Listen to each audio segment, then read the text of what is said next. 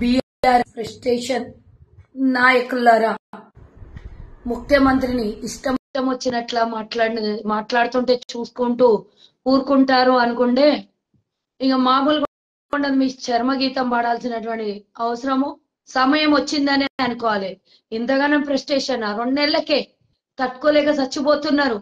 ప్రతిపక్షంలో ఉండలేక అంటే మీ దోపిడీకి అడ్డుపడ్డందుకు మా ముఖ్యమంత్రి, మా మంత్రిగణం అంతా, కాంగ్రెస్ పార్టీ నాయకులంతా తెలంగాణకు అభివృద్ధి చేద్దామనే దిశగా పరుగులు తీస్తుంటే దోపిడీ చేసిన దొంగలు అలీబాబా 40 చోర్లు అందరు వచ్చి ఒక్కొక్కడు ఒక్కొక్క స్టేట్మెంట్ ఇస్తున్నారు. నిన్న హరీష్ రావు, మొన్న కవితమ్మ, వాళ్ళు మొన్న కేటీఆర్, ఈ రోజు ఒకడు ఉన్నాడు. చెప్పులు చూపిస్తున్నారు దొంగలందరూ. అరే అన్నం తిన్నాడా? కడుపుకి ఇంకేమన్నా తిన్నాడా? ఒక్కొక్కడు ఒక్కొక్కలాగా మాట్లాడుతున్నారు. ఫస్ట్ కవితమ్మ కేటీఆర్ తో మొదలు పెడదాం. కవితమ్మ దొరసానమ్మ చాలా మాట్లాడినావు. నేను నిన్న మొన్న కూడా దీని విషయంలో మాట్లాడిన కవితమ్మ అడిగిన లెక్కల గురించి. అప్పుడు నేను సమాధానం కూడా చెప్పిన. పట్టు వస్త్రాలు భద్రాద్రి దేవాలయంకి ఎవరు తీసుకెళ్లాలో, ఎవరు తీసుకెళ్లొద్దో అధికారికంగా ఒకసారి అధికారులు గాని ప్రభుత్వాన్ని అడిగితే చెప్తారు దొరసానమ్మ అన్న. ప్రియాంక గాంధీ వచ్చి 1,00,000 మంది మహిళలతో మేము ఇక్కడ కార్యక్రమం ప్రియాంక గాంధీ గారితో చేస్తాము అన్నప్పుడు ఆమెకి ఏముంది వార్డు మెంబరా అని అడిగింది. దొంగమో వార్డు మెంబర్ లేకపోయినా పర్లేదు కానీ మీ అల్లునికి కనీసం మేజర్ కూడా కానటువంటి శ్రీరామచంద్రుడికి పట్టు వస్త్రాలు పంపించిండు. అది గుర్తుంచుకో. ఇక దాని గురించి నేను మళ్ళీ మాట్లాడదలుచుకోలేదు. ఇకపోతే బంధువులు, కుటుంబ పాలన గురించి ఆ అమ్మ చాలా చెప్పింది. ఏందో నీ కుటుంబ పాలన గురించి. మేమేమన్నా కుటుంబ పాలన అంటే కేసీఆర్, హరీష్ రావు, కవిత, లేకపోతే కేటీ రామారావు, ఇంకొక అజయ్ రావు, అజయ్ రావు కాదు, సంతోష్ రావు, రావు, ఈ రావు గురించి ఒక్క క్యాబినెట్ లో ఇంతమందిని కూర్చోబెట్టిన పాపానికి ఎవడూ పోలేదు. అంతకు మించి ఇంత పెద్ద దోపిడీలో ఎవ్వరు తెలంగాణ వచ్చినాక గాని రాకముందు గాని ఎవరు కలలో కూడా ఊహించుకొని ఇంత పెద్ద దోపిడీ చేస్తారు. ఏ జాగాలుంటే రేడికి వచ్చిర్రమ్మా దొంగలు దొరసాళ్ళందరూ. ఏ నుంచి మొదలు పెట్టిన మీ జీవితాన్ని? మా మంత్రి, మహిళా మంత్రి చెప్పిండ్రు, కొండా సురేఖ గారు. మా నాయకులందరూ కూడా గతంలో చెప్పారు, అమెరికాలో చిప్పలు కడుక్కునేటోనికి ఈడ తెలంగాణలో వచ్చిన తర్వాత సొంత ఎయిర్ప్లేన్లు. నేను కూడా గతంలో చాలా సార్లు అడిగిన ఈ విషయాలు. 100 కోట్లు పెట్టి ఎయిర్ప్లేన్ కొనే స్థాయికి ఏడు నుంచి వచ్చింది? ఇది తెలంగాణ ప్రజల సొమ్ము కాదా? ఈ తెలంగాణ ప్రజల రక్తం కాదా? తెలంగాణ ప్రజల శ్రమ కాదా అని అడిగినాం. ఏ బంగారం కొట్టుకుపోయినా కవితమ్మ నగలు దొబ్బేసుకొని పోయి తర్వాత చూసుకుందాంలే, పార్టీకి ఇస్తారు కదా ఫండ్, పార్టీ ఫండ్ అనుకొని లెక్కలో రాసుకోండి అని వెళ్ళిపోయినటువంటి రోజులు మర్చిపోయినట్టుంది. ఎంతమంది దగ్గర దోపిడీ చేసిండ్రు, ఎంతమంది వ్యాపారస్తులను ఇబ్బంది పెట్టిండ్రు, ఎంతమంది భూములు ఉన్నటువంటి రైతులకే గాని, భూములు ఉన్నటువంటి సామాన్య ప్రజలకే గాని ఎంతమందిని ఇబ్బంది పెట్టి మీ మంది కొంపలు కొల్లేరు చేసుకొని మీ కొంపలు నింపుకున్నారు. ఒక్కసారి గుర్తు చేసుకోవాల్సినటువంటి అవసరం ఉన్నది. మా ముఖ్యమంత్రి గారికి లెక్కలు అడిగే ముందు నీ ఆస్తుల లెక్కలు తీయమ్మ దొరసానమ్మ. మీ నాయన ఆస్తులు, నువ్వు బతుకమ్మ పేరిట వేలాది కోట్ల రూపాయలని తెలంగాణ ప్రజలకు చీరలు పంచుతా అని 30-40 రూపాయల చీర తెచ్చి 2,000 3,000 లెక్కలు రాసి వేలాది కోట్ల రూపాయలని జాగృతి ట్రస్ట్ కి మార్పిడి చేసుకున్నటువంటి లెక్కలు కూడా తీయమ్మ. మేమంతా రెడీగా ఉన్నాం. రేవంత్ రెడ్డి గారి హెలికాప్టర్ లెక్క ఇయ్యడానికి రెడీగా ఉన్నాం. కుర్చీల బల్లల లెక్క ఇయ్యడానికి రెడీగా ఉన్నాం. మా ట్రాన్స్పోర్ట్ ఖర్చులు ఇయ్యడానికి లెక్కలు రెడీగా ఉన్నాం. కానీ గత 10 ఏళ్ల పాలనలో మీరు చేసిన దోపిడీ అంతా బయటికి తీయాల్సినటువంటి అవసరం ఉన్నది. మీరు చేసారు కదా అని మేము చేస్తామని చెప్పలేదు. అధికారికంగా ఒక ముఖ్యమంత్రి వెళ్తే కాయింత కూడా చెయ్యనటువంటి ప్రభుత్వాలు ఎన్నడూ లేవు. నువ్వు శుద్ధ ముచ్చట్లు చెప్తే ఎవ్వడు వినేటట్లా లేరు. కానీ లెక్కలు తీబట్టి నువ్వు లెక్కలు తీ ఫస్ట్. జూబ్లీహిల్స్ లో నీ లెక్క ఏంది? ఇల్లు లెక్క, దాని ఖరీదు ఎంత? నువ్వు అఫిడవిట్ లో పెట్టినప్పుడు నేను సొంత ఇంట్లో లేను, కిరాయి ఇంట్లో ఉన్నప్పుడు, కిరాయి ఇంట్లో ఉన్నానని చెప్పినప్పుడు కథ లెక్కది. ఇప్పుడు నీకు జూబ్లీహిల్స్ లో 135 కోట్ల బిల్డింగ్ ఎక్కడిది? గచ్చిబౌలిలో నీ ఇల్లు ఎక్కడిది? అది కేటీ రామారావుకు ఫామ్ హౌస్లు ఎక్కడివి? మీ అయ్యకు 1000 ఎకరాల ఫామ్ హౌస్ ఎక్కడిది? నీకు బుర్జు ఖలీఫాల ఇల్లు ఎక్కడిది? బెంగళూరులో నీ ఆస్తుల లెక్కలు ఎంత? నేను చాలా సార్లు అడిగిన, వందల సార్లు. మళ్ళీ తెలంగాణ ప్రజలకు గుర్తు చేస్తున్నా, ఈ దొరసానమ్మ కవితమ్మ లెక్కల కథ తీయాల్సిందే, తీసి తీరాల్సిందే. రోజు ఒక అవినీతి బయటపడుతుంది. ఆర్టీసీలో నిన్న చూసినాం మనం. ఆర్టీసీలో 21 కోట్ల రూపాయలు యాడ్ల కోసం వేసుకున్నటువంటి డబ్బుని ప్రభుత్వానికి కట్టకుండా ఎన్నో రోజుల నుంచి కాలయాపన చేస్తూ సజ్జనార్ గారు ఎన్నిసార్లు నోటీస్ పంపించినా కూడా దానికి స్పందించకుండా ఈ యాడ్లకు ఎందుకు పర్మిషన్ ఇచ్చిండ్రో ఒక కంపెనీ వాడు కట్టాల్సినటువంటి 20 కోట్ల రూపాయలని ప్రభుత్వానికి చెల్లించక పైగా తప్పించుకొని తిరుగుతూ నోటీసులకు రిప్లై ఇవ్వకుండా కనీసం వచ్చి కొంత మేరకైనా ప్రభుత్వానికి కాదు ఆర్టీసీకి కట్టాల్సినటువంటి బకాయిలు కట్టకుండా తప్పించుకొని తిరుగుతుండే. చూసాను కదా, కాంగ్రెస్ ప్రభుత్వంలో ప్రజలకు మేలు జరుగుతుంది, మహిళలకి ఉచిత బస్సు ప్రయాణం అందజేస్తుంది. ఇట్లాంటి 21 కోట్లు 21,000 మంది దగ్గర ఉండొచ్చు తెలంగాణ సొమ్ము దోచుకున్నటువంటి అధికార పార్టీ, గత అధికార పార్టీలో ఉన్నటువంటి దొంగలంతా. ఇట్లాంటివన్నీ బయటికి తీస్తే, ఇట్లాంటివన్నీ లెక్క కథ ఆడ తీసుకొచ్చి లెక్క పెడితే మేము ప్రజలకు ఇస్తాన్నటువంటి హామీల మీద ఎలాంటి చింత ఉండదు. మేము ఇస్తా అన్నటువంటి ప్రతి ఒక్క హామీలు కళ్ళు మూసుకొని తెరిచే లోపల 5 ఏళ్లలో పూర్తిగా మీరు దోపిడీ చేసిన పైసలన్నీ ప్రజలకు పంపడానికి ఎలాంటి కష్టాలు ఉండవు. సునాయాసనంగా మేము ఇచ్చినటువంటి హామీల్ని నెరవేర్చగలుగుతాం. ప్రజలు మాకు సహకరించాలి. దొంగలు ఎన్నన్నా మాట్లాడతారు. మేము పట్టుకుంటున్నటువంటి ఒక్కొక్క దొంగలు అంటే అధికారులు, ప్రభుత్వంలో ఉన్నటువంటి అధికారులు వీళ్ళ గుట్టంతా బయట పెడుతున్నారు. సరే, ఇదంతా పక్కన పెడితే నిన్న రేవంత్ రెడ్డి గారు ముఖ్యమంత్రి గారు మాట్లాడినటువంటి మాటలకు దొంగలందరూ బయటికి వచ్చి మాట్లాడుతూ చెప్పు చూపిస్తున్నటువంటి బాల్కా సుమన్ జాగ్రత్త, నాలుక బయటికి గుంజి కోసేస్తాం. మర్యాద ఉన్నంతసేపే మర్యాద. ఈ రోజు ముఖ్యమంత్రి, గతంలో మీ కేటీ రామారావు అన్నాడు, ఒక ముఖ్యమంత్రి అని కూడా గౌరవించకుండా ముఖ్యమంత్రి స్థాయిలో తండ్రి లాంటి వాడు ఉన్నటువంటి కేసీఆర్ ని పట్టుకొని ఇష్టం వచ్చినట్ల తిడుతున్నాడు అని. ఈ కేటీఆర్ అన్న మాటలకి ఈ రోజు నీకు అడుగుతున్నా, ఒక ముఖ్యమంత్రిని చెప్పుతో కడుతున్నావా దొంగ అని అడుగుతున్నా. మాకు లేవా చెప్పులు, మా గొట్టనికి రావా నీకు అని అడుగుతున్నా. నువ్వు ఉట్టిగా చెప్పు లేపినావు, మేమందరం తలుచుకుంటే నీకు చెప్పులతో కొట్టి మేం కాదు ప్రజలు తలుచుకుంటే చెప్పులతో ఉరికిచ్చి ఊరు నీకు చూపించింది కదా మా వివేకన్నా, నీకేడికి ఉరికిచ్చి కొడతాడో ఇంకా ప్రజలు ఒక్కసారి అది ఉరికిచ్చి చెప్పుతో కొట్టినట్టే. నిన్ను ఓడగొట్టిండ్రు అంటే చెప్పుతో కొట్టి నీకు సన్మానం చేసిండ్రు అక్కడ ఉన్నటువంటి ఓటర్లు. సరిపోలే, నువ్వు చెప్పు లేపుతా బిడ్డ. రేవంత్ రెడ్డి గారి మీద చెప్పు లేపినంత ముట్టగాని అయినావు. ఎవరు మెప్పు పొందనికి నువ్వు ఓడిపోయినవని తిట్లు పడతావని చెప్పు తీసుకొని కొడతా అని వైరల్ చేస్తే దానికి మెచ్చుకొని కవితమ్మను, హరీష్ రావు, కేటీఆర్ ఎవరన్నా నీకు ఏమన్నా సత్కరించుకుండొచ్చు కానీ తెలంగాణ ప్రజలు ఒక ఉద్యమకారుని మాటలు మాట్లాడివేనా? ఆ పంచన చేరి ఆ పంచల అవినీతి సొమ్ము తిని నీ నోటికి ఎంతొస్తే అంత మాట్లాడుతున్న నువ్వు గత 9.5 సంవత్సరాలు తెలంగాణ ప్రజల్ని పీడించుకొని తిన్న దాంట్లలో పెద్ద పాపం కూడా నీ వంతు కూడా ఉన్నది ఇందులో అనడానికి ఎలాంటి సందేహం లేదు. బాల్కా సుమన్ ఖబర్దార్ అని చెప్తున్నాం మేము. నేను ఈరోజు అధికారులను కూడా విన్నవించుకుంటున్నా, చెప్పు లేపిన ముఖ్యమంత్రి మీద ఈ దొంగని వదలొద్దు, పట్టుకొని వచ్చి లోపల బొక్కలో వేయండి ఈ దొంగకి అని అడుగుతున్నా. దయచేసి విన్నవించుకుంటున్నా నేను. ఇకపోతే ఇంకా చాలా మాట్లాడిండ్రు. నిన్న రేవంత్ రెడ్డి గారు క్లియర్ గా చెప్పిండ్రు, ఎస్ రండా అన్నాడు. అవును, గతంలో బీజేపీలకు చీమునెత్తురు లేకపోవచ్చు నాకు తెలియదు, కానీ గతంలో ఒక కేంద్ర మంత్రిని పట్టుకొని ఒడ్లు కొనుగోలు విషయంలో ఒక కేంద్ర మంత్రి రండా అన్నాడా? ఆ రోజు మాట్లాడలే. ఆ రోజు కూడా వాళ్ళు చెప్పులు లేపలేదు, ఎందుకో నాకు తెలియదు. కానీ ఈ రోజు అయితే నేను చెప్తున్నా, మరి మీకు చీమునెత్తురు ఉందో నాకు తెలీదు. ఎవరి భాషలో అర్థం కావాలంటే వారి భాషలో చెప్పాలని రేవంత్ రెడ్డి గారు క్లియర్ గా చెప్పారు. ఎందుకంటే 2 మాటలు చెప్తేనే 2లకు అర్థమవుతుందని రేవంత్ రెడ్డి గారు క్లియర్ గా చెప్పారు. కాబట్టి ఆ భాషలో అర్థమైంది కదా, ఇప్పుడు ఆ భాషలో చెప్తేనే మీకు అర్థమైంది. ఇంకో విషయము, రేవంత్ రెడ్డి గారు మాట్లాడిన మాటలకి మీకు నొచ్చుకుంటే, ఒకవేళ రేవంత్ రెడ్డి గారు 8వ తారీఖు నుంచి మరి అసెంబ్లీ స్టార్ట్ చేయబోతున్నారు. మరి 2వ అసెంబ్లీ ప్రభుత్వం ఏర్పడిన తర్వాత దమ్ముంటే నీళ్ల మీద చర్చలకు సిద్ధమా అని అడిగినరు. గాఢ తెచ్చుకోండి. అడిగిన మాటకి ఫ్రస్ట్రేషన్ తో బాల్కా సుమన్ తో చెప్పులు ఎప్పిస్తే ఏమన్నా అవుతుంది అనుకుంటున్నావు? ఒక ఎస్సీ ఏమన్నారు కదా అంటే, ఎస్సీ అంటే నీకు స్వేచ్ఛనిచ్చిందని చెప్పుల మీద చెప్పులు లేపుతావా? ఎస్సీ అయితేంది, ఎవడైతేంది నోటికి ఎంత వస్తే అంత మాట్లాడితే చూసుకుంటా కూర్చుంటారా? శాతగాని దద్దమ్మలు అట్లా మాట్లాడించిందని మేము అనుకుంటాం. సరే, ఆ చాతగాని దద్దమ్మ విషయాలు పక్కన పెడితే నువ్వు ఆనే ఉండు. బాల్కసుమన్ నీ సంగతి మేము చెప్తాం, చెప్పేది ఉంది, నీకేం ఇడిచేది లేదు. నీకెవరు మాట్లాడించాను, ఎందుకు మాట్లాడించాను అందరికని తెలుసు. ఇకపోతే కృష్ణా జలాలు, గోదావరి జలాల గురించి రేవంత్ రెడ్డి గారు నిన్న క్లియర్ గా చెప్పారు.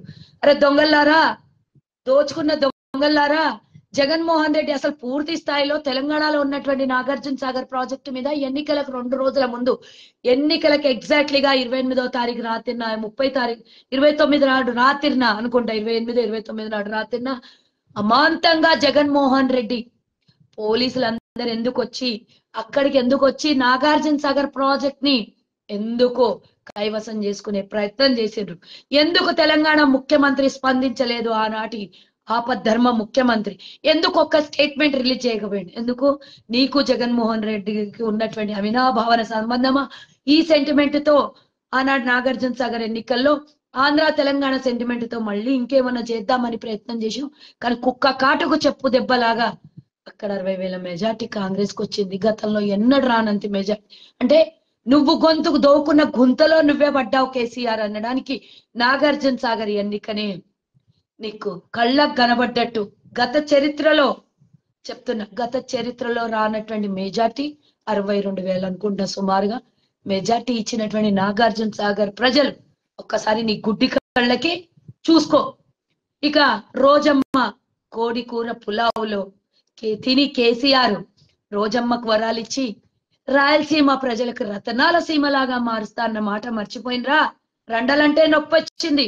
ఒక ఆమె ఏదో సోషల్ మీడియాలో మాట్లాడుతుంది, ఆమె పేరు తీసి నేను ఆమెను ఇంత హైప్ క్రియేట్ చేయదలుచుకోలేదు, రండలు ముండలు అని మాట్లాడుతుంది. ఫస్ట్ ఆఫ్ ఆల్ దొరసానమ్మ, గడిల పరిపాలనలో గత ప్రభుత్వంలో ఉన్నటువంటి నువ్వు ఒక్కసారి కేసీఆర్కి ఇదే మాట అడగలేకపోయినవా? రండమ్మా, మాటలు మాట్లాడినమ్మా అడగలేకపోయినవా దొరసాని? ఎందుకన్నావు? ఒక కేంద్ర మంత్రిని పట్టుకొని రండా ముండా అందించినావు. ఎన్నోసార్లు ప్రెస్ మీట్ లో కూర్చొని బూతులు, నోటికొచ్చినని బూతులు మాట్లాడిన ముఖ్యమంత్రి యాద రాలే తల్లి నీకు? మేము చెప్పినాం కదా కుల్లా, ఏ భాష మాట్లాడితే అర్థమవుతుందో ఆ భాషలో చెప్పిన మా ముఖ్యమంత్రి గారు. ఇక దొరసాని పేరు నాకు సంబంధం లేదు, కానీ దొరల గడిలో కట్టేసినటువంటి చెప్పాను కదా, 12 మంది ఎమ్మెల్యేలకు గట్టేసుకున్నాం అన్నట్టు ఈ పిల్లతో మాట్లాడించినేమో గాని రండా అన్నదాకా మాట్లాడలేదు. సరే, నేను కూడా నీకు అదే అంటే నాకు అవసరం లేదు, నీ ఇంకితానికి ఇడిచేస్తున్నా. మరి ఈ జలాల విషయంలో, వాటా విషయంలో నేను చెప్పదలుచుకున్నా. తెలంగాణ ప్రజలకు అందరికి అర్థమైంది, కేసీఆర్ దొంగల గుంపుకి, మాదేదైతే మేస్త్రి గుంపు ఉంది కదా, మేము బిల్డ్ చేసే గ్రూప్, దొంగల గ్రూప్ కి నేను సమాధానం చెప్తున్నా. దోచుకొని తినే దొంగల గ్రూపు అలీబాబా 40 crore గ్రూపుకి నేను చెప్తున్నా. మరి ఆనాడు కృష్ణా జలాల్లో మన వాటెంత? 811 టీఎంసీల నీళ్లలో 68% తెలంగాణ వాటా ఉంటే 32% ఆంధ్రప్రదేశ్ వాటా. మరి 68% ఉన్నటువంటి వాటా తెలంగాణలో, తెలంగాణకు నీళ్ళు ఎంత అందించాలి?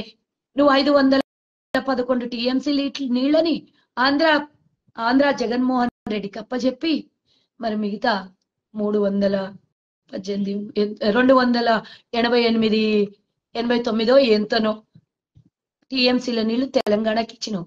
అసలు ఈ దొంగకి, ఈ ఒప్పుకున్నటువంటి ఈ అగ్రిమెంట్ కి కేంద్రం మీద వదిలేస్తామని సడి సప్పుడు కాకుండా మూసేసినటువంటి ఈ తెలంగాణ వాటా సొమ్ముని, తెలంగాణ ప్రజలకు అందాల్సినటువంటి పాలమూరు జిల్లాకు రావాల్సినటువంటి నీళ్ళని ఎవరికో తరలించుకొని పోతే చూసుకుంటూ కూర్చున్నటువంటి ఈ హరీష్ రావు దొంగ, కేసీఆర్ దొంగ, ఇంకా మాట్లాడితే కుటుంబ దొంగలు. మరి ఏమైందమ్మా? మనకు రావాల్సిన వాటాని వాళ్ళకిచ్చి, వాళ్ళకు పోవాల్సినటువంటి వాటా మనకు తీసుకున్నటువంటి సమయంలో ఎన్ని వందల కోట్లకి ఈ దొంగ వ్యవహారం నడిచిందో చెప్పాల్సినటువంటి అవసరం ఉంది. మళ్ళీ రేవంత్ రెడ్డి గారి మీద, కాంగ్రెస్ పార్టీ మీద ఏడుస్తున్నటువంటి దొంగలకి చలో చర్చలకు సిద్ధమా అని అడిగాను. 2 రోజులు కాదు, 24/7 పెట్టుకున్నా సరే మీ మైకులు మేము ఆఫ్ చేయం.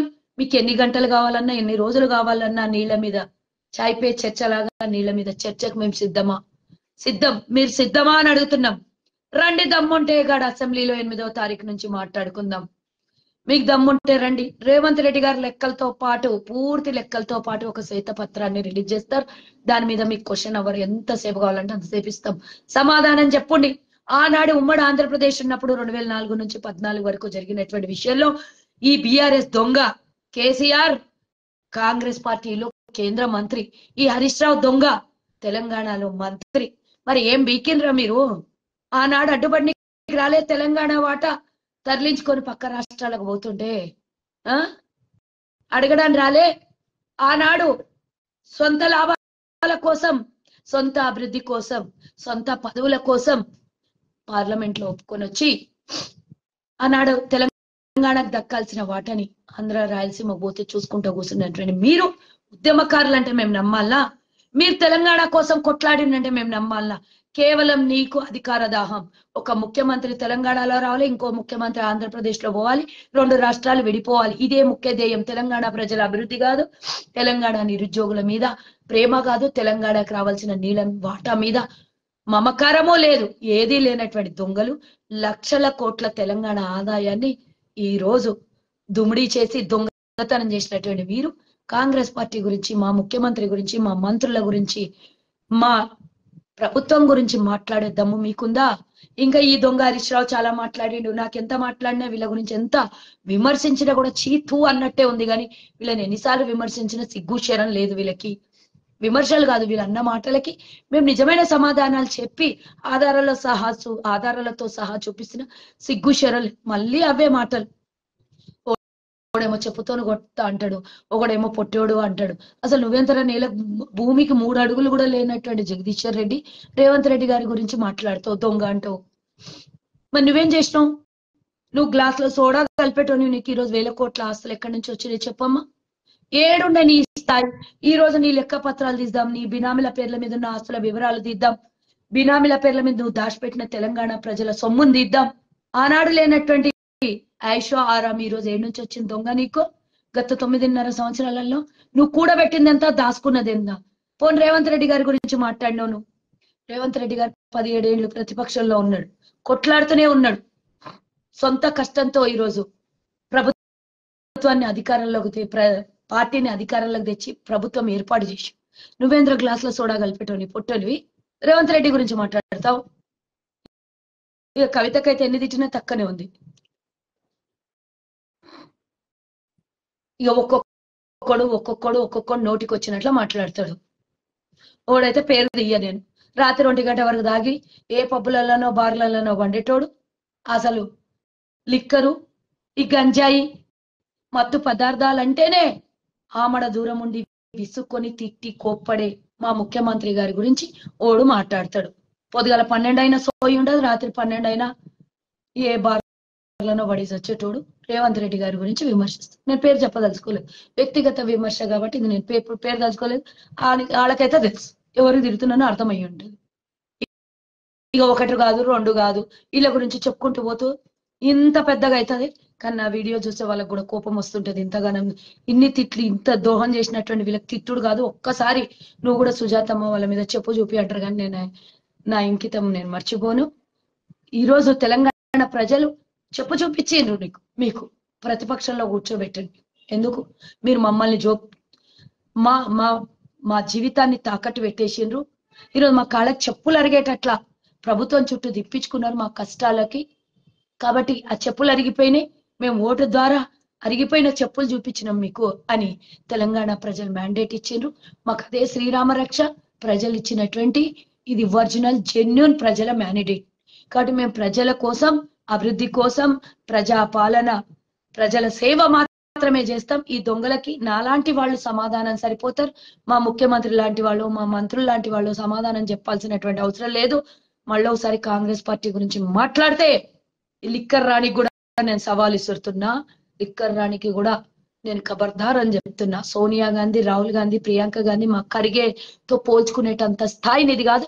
వాళ్ళు పడేసిన భిక్షం మీద మీరు ఈరోజు కుర్చీలలో కూర్చొని అనుభవించినటువంటి ప్రతి పైసా అధికారము మేం పెట్టినటువంటి, మా నాయకులు పెట్టినటువంటి, మా కాంగ్రెస్ పెట్టినటువంటి భిక్షని దొంగ అని నీకు చెప్తున్నా నేను.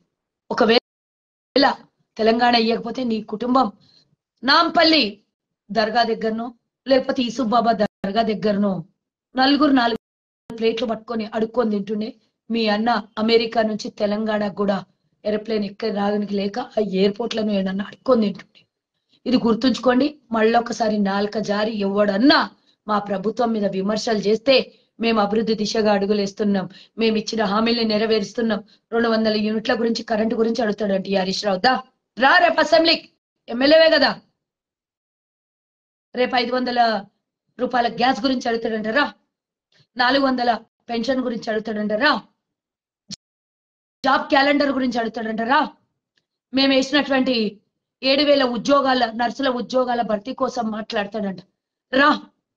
మొన్న ఎల్బీ స్టేడియం సాక్షిగా మేము వాళ్ళకు ఉద్యోగాల్ని కల్పించినామో లేదో మేము సమాధానం చెప్తాం. నోటిఫికేషన్లు విడుదల చేసినాడు. ఏం చేశారు మరి?